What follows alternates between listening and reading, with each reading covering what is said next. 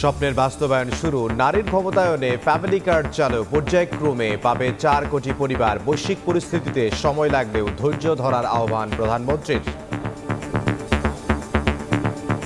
ব্যক্তিগতভাবে আমার জন্য আজকের দিনটি খুবই ইমোশনাল। 4 কোটি পরিবারের যারা নারী প্রধান, তাদের কাছে আগামী 5 বছরের মধ্যে ফ্যামিলি কার্ড নিয়ে যেতে সক্ষম হব। আমরা অবশ্যই আমাদের প্রতিশ্রুতি থেকে বিন্দুমাত্র আমরা অবস্থান পরিবর্তন করব না।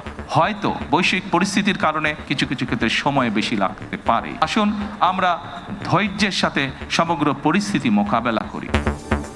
মাসে 2,500 টাকার সহায়তায় নিম্ন আয়ের নারীদের মাঝে ঈদ আনন্দ। দেশের 15 ওয়ার্ডে কার্যক্রম শুরু।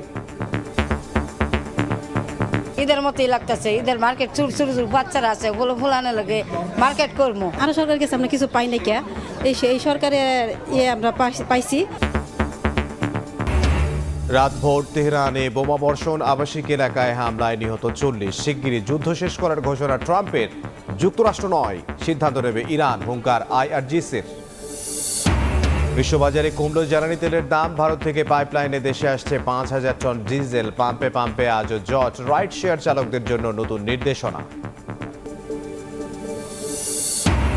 জুলাই হত্যা মামলায় সাইমুম রেজার ঘুষ দাবির অডিও নিয়ে তোলপাড়। প্রশ্নবিদ্ধ হয়েছে ট্রাইব্যুনাল। তদন্ত করে ব্যবস্থার ঘোষণা চিফ প্রসিকিউটরের।